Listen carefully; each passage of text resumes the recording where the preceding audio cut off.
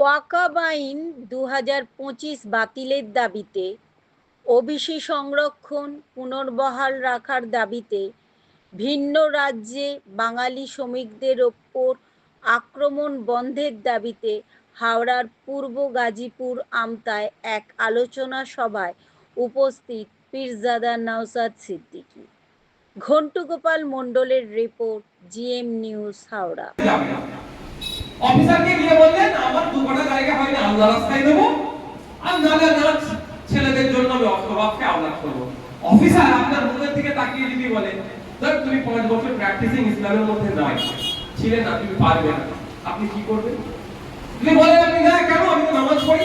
Officer যদি বলে আপনার কপালে দাগ কোথায়, আপনি তো নামাজ পড়েছেন, কপালে দাগ নাই কেন, আপনি কি করবেন? তাহলে চলে আসতে হবে বাড়িতে এসে দাঁত ছিঁড়াছিঁড়ি করে কপালে দাগ করে পরের সপ্তাহে গেলেন। অফিসারকে একবার বললেন এই দেখুন কপালে আমার দাগ, আমি নিয়মিত নামাজ পড়ি 5 বছর ধরে। অফিসার যদি বলে এবারে 29টা রোজা গেল, 29টা রোজা আপনি তো 25টা রেখেছেন, 4টি ছেড়ে দিয়েছিলেন, তাহলে ঠিক করে ইসলাম পালন করেছেন কি? হ্যাঁ, তাহলে আপনি ঠিক করে ইসলাম পালন করতে পারেন। যাও মশাই ঘরে যাও, তাহলে আপনার অফ করার রাস্তা বন্ধ করে দিল। এবার বলে পৃথিবীর কোন মেশিন আছে গায়ে লাগিয়ে বলতে পারবে নওশাদ সিদ্দিকী এবারে 29টার মধ্যে কটা ছেড়েছে আর কটা রেখেছে? আছে? বলতে পারবে কেউ? না আমার সাথে একটা করে অফিসার রেখেছে, আমি ঘুমাচ্ছি কখন, উঠছি কখন, ঘরের মধ্যে ঢুকে খাচ্ছি নাকি, তাহলে আমার বেডরুমে অফিসার একটা করে রাখতে হবে। ঘরে দরজা দেখতে পারি তো আমি, আমার বেডরুমে পাঠাতে হবে। পশ্চিমবাংলায় কম বেশি 3 কোটি সংখ্যালঘু মুসলমান আছে, তাহলে 3 কোটি অফিসার তাদের সাথে দিতে হবে তো নাকি? ভাই বলছি নাকি সম্ভব কি না? তাহলে আপনার ভবিষ্যতে ওয়াকফ করার রাস্তাটা মোদিজি বন্ধ করে দিতে চাইছে, নতুন আইন নিয়েছে, এর আমরা বিরোধিতা করছি। এবার হচ্ছে কথা, শুধু কি মুসলমানদের জন্য এই আইনটা হয়েছে না, সব ধর্মের মানুষের জন্য রিলিজিয়াস এন্ডোমেন্ট গঠন তৈরি করার ক্ষেত্রে এই আইনটা আছে। এটা আমাদের নিতে হবে। এটা সংবিধানের মধ্যে কাজ করছে না, মোদিজি সংবিধানের বাইরের কাজ করছে। এটা মোদিজি সংবিধানের বাইরের কাজ করছে। সংবিধানের 14 নম্বর 15 নম্বর আর্টিকেলে রাইট টু ইকুয়ালিটির কথা বলছেন, কেন ইকুয়ালিটি প্রশ্ন আসছে না। আবার জাত ধর্ম বর্ণ নির্বিশেষে আলাদাভাবে কাউকে ট্রিট করা যাবে না, তার কথা বলা হচ্ছে 15 নম্বর আর্টিকেল। আমরা কি দেখছি, আপনি বলেন হাওড়া জেলার এই এলাকার কোনো মানুষের যদি ইচ্ছে যায়, হিন্দু মানুষের যদি ইচ্ছে যায় মন্দিরের সম্পত্তি দেবো, তাকে কি 5 বছর ধরে হিন্দু ধর্ম প্র্যাকটিস করতে হবে, এই ধরনের আইন আছে? হাওড়া জেলার যেহেতু আপনার কোনো খ্রিস্টান মানুষ যদি থেকে থাকে, তো হাওড়া জেলার কোনো খ্রিস্টান মানুষের ইচ্ছে গেল গির্জাতে সে 1 কাঠা জায়গা দান করবে, তাহলে কি তাকে 5 বছর ধরে খ্রিস্টান প্র্যাকটিসিং খ্রিস্টান হতে হবে? এই আইন আছে কি? কোন শিখ ভাই যদি ইচ্ছে যায় যে আমি গুরুদুয়ারাতে কি করব, সম্পত্তি দেব, তাকে কি 5 বছর ধরে প্র্যাকটিসিং শিখ হতে হবে? ওই ধরনের কোনো আইন নেই। তাহলে মুসলমানরা যদি ওয়াকফ করতে যায় তাকে 5 বছর ধরে প্র্যাকটিসিং ইসলাম করতে হবে। তাহলে এখানে সম্পূর্ণরূপে তাহলে কি হচ্ছে, সংবিধানের 15 নম্বর আর্টিকেলকে ভায়োলেট করছে, মুসলমান সম্প্রদায়ের ভবিষ্যৎকে ধ্বংস করছে। তার বিরুদ্ধে আমাদের লড়াই, এই লড়াইটা মাথায় ঢুকে তো পারে, এই লড়াইটা ঐক্যবদ্ধভাবে লড়তে হবে। এটা কিন্তু মুসলমানের লড়াই নয়, মোদিজির বিজেপির বিরুদ্ধে সংবিধানের লড়াই। কারণ বিজেপি সংবিধানকে আঘাত দিচ্ছে। তার প্রমাণ পার্লামেন্টে যে সমস্ত বক্তারা বক্তব্য দিয়েছে মোদিজির এই আইনের বিরুদ্ধে, তাদের 90 থেকে 95% বক্তা কিন্তু নন মুসলিম। এটা আমাদের মাথায় রাখতে হবে। আদিবাসী, দলিত, খ্রিস্টান, ভিন্ন ধর্মের বক্তারা, এটা অর্থাৎ এমপিরা। পার্লামেন্টে যে মামলা হয়েছে, সরি এতে সুপ্রিম কোর্টে আমার মামলা হয়েছে, আমার 7 জন উকিল, 4 জন কিন্তু নন মুসলিম। যদি হিন্দু মুসলমানের ব্যাপার হতো, কেন আমার হিন্দু উকিল কেন আমার হয়ে লড়াই করবে ভাই? সুপ্রিম কোর্টে যে সমস্ত লয়াররা আইনি লড়াই করছে, তারও 90 থেকে 95% আইনজীবী হচ্ছে হিন্দু সমাজে। তারা এই আইনের বিরুদ্ধে লড়াই করছে, এই আইনটাকে বলবৎ না মানে যাতে খারিজ করে দেয় সুপ্রিম কোর্ট, তার লড়াই চালাচ্ছে। তাহলে হিন্দু মুসলমানের ব্যাপার নয়, এটা মাথায় ঢুকিয়ে রাখবেন। করে নিচ্ছি তো শপথ করতে হবে। কবরস্থান হাতছাড়া হচ্ছে, বিজেপি নিয়ে আসা বিজেপি কবরস্থান হাতছাড়া হয়ে যেতে পারে, মাদ্রাসা মসজিদ হাতছাড়া হতে পারে। তখন মমতা ব্যানার্জি আমাদেরকে দিল্লি যাওয়ার রাস্তা দেখিয়েছে যে 2026 সাল আসছে।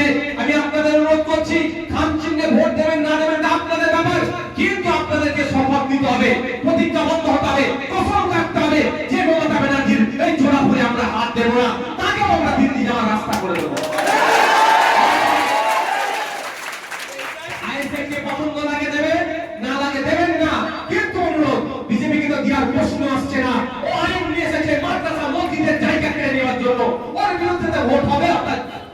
ফুলে হাত দেওয়ার প্রশ্ন নয়।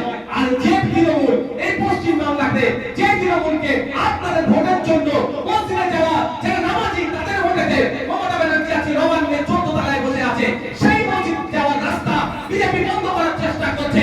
আপনার আমার বাপ দাদু যে কবরস্থানে শুয়ে আছে সেই কবরস্থানের জায়গাটা বিজেপি নিয়ে নেওয়ার অপচেষ্টা করছে, সেটাকে বন্ধ করার জন্য তৃণমূল কংগ্রেস রাজ্য সরকারে এগিয়ে আসলো না, উল্টো যারা এগিয়ে আসছে তাদের নামে মিথ্যা মামলা দিচ্ছে, তাদেরকে জেলে ভরছে। যে সরকার পশ্চিম বাংলায় ওদেরকে আন্দোলনকারীদের উপরে দমন প্রয়োগ করছে, তাদের বিরুদ্ধে আমাদের ভোট হবে। হবে তো ভাই? 2026 সাল আসলে মাথায় থাকবে। পছন্দ না হয় প্রার্থী নোটাতে কি ভোট দেবে? কোথায়? সর্বশেষ সুইচটা ইভিএম মেশিনে থাকে নোটা, সেখানে গিয়ে দেবেন। কিন্তু আপনাদের বলছি, আপনাদের তৃণমূলকে ভোট দেওয়ার মানে আপনি এস্টাবলিশ করলেন, বিজেপিকে সুবিধা করলেন। কারণ বিজেপির এটা তো আমাদের আগে ধরতে হবে। কেন আইনটা আমরা মানতে চাইছি না? আমরা আইনটা মানতে চাইছি না, এই আইনটাকে প্রত্যাহার কেন করতে বলছি, এগুলোকে কেন দরকার তো? আপনাদের বলি এবার আইনটা প্রত্যাহার করা যাবে কি যাবে না এটা জানতে হবে। ভুল বুঝাতে পারে, কেমন ভুল বুঝাবে?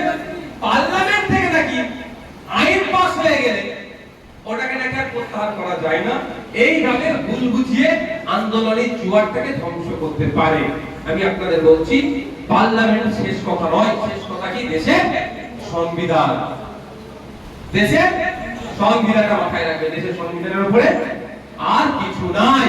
Supreme court, parliament, Naushad Siddiqui, রাষ্ট্রপতি, মমতা ব্যানার্জি, আপনার এলাকার যে টোটোওয়ালা সবাই সংবিধানের নিচে, সবাই উপরে দেশের সংবিধান।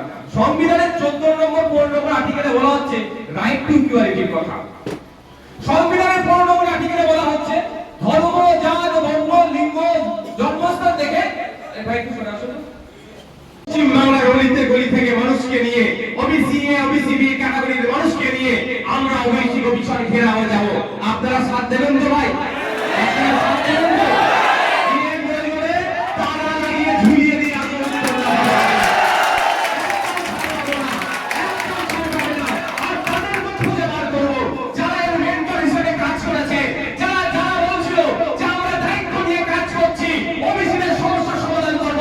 সমস্যা সমাধান করা তো দূরের কথা, উল্টা মুসলমানদেরকে, উল্টা পিছিয়ে বর্গের হিন্দুদেরকে ওবিসি এর মধ্যে আরো সমস্যা যাতে তৈরি করা হয় তার রাস্তা যারা তৈরি করেছে তাদের রাস্তাটাও জবাব দেব, তাদেরকেও ছাড়বো না। গুন্ডামি হচ্ছে আমাদেরকে নিয়ে। যদিও আমি কিন্তু কোন ক্যাটাগরিতে পড়ছি না, আমি জেনারেল, তাও বলে দিচ্ছি, কিন্তু মানুষের হয়ে লড়াই আমাদের করতে হবে। পিছিয়ে বর্গের মানুষ, তাদের হয়ে আমাদের লড়াই করতে হবে। বন্ধুগণ, শেষ যেটা পয়েন্ট সেটা হচ্ছে কি, সেই বাংলায় কথা বলার জন্য আজকে বাংলাদেশি বলে তকমা দিচ্ছে। এটা নিরাসন হওয়ার দরকার তো নাকি ভাই? কে নিরাসন করবে? নওশাদ সিদ্দিকী। আমি একজন বিধায়ক, আমি কিভাবে নিরাসন করব? নিরাসন করবে যার হাতে পশ্চিম বাংলা পরিচালনার দায়িত্ব পশ্চিম বাংলার মানুষ তুলে দিয়েছে। কেন পশ্চিম বাংলার মানুষ দায়িত্ব তুলে দিয়েছে আগামী 5 বছরের জন্য? যাতে ভালো থাকে। রুজি-রুটির প্রশ্নে উড়িষ্যাতে গিয়ে সমস্যায় পড়বে। উড়িষ্যায় গিয়ে যদি সমস্যায় পড়ে, সমাধানটা তো রাজ্য সরকার কি করতে হবে? মেদিনীপুরের একটা শ্রমিক উড়িষ্যাতে গিয়ে, বিহারে গিয়ে, ত্রিপুরাতে গিয়ে, মহারাষ্ট্রে গিয়ে, কেরলে গিয়ে, কর্ণাটকাতে গিয়ে, হরিয়ানাতে গিয়ে যদি সমস্যায় পড়ে, সমাধানটা তো রাজ্যকেই করতে হবে। কিন্তু আমি সমাধান করতে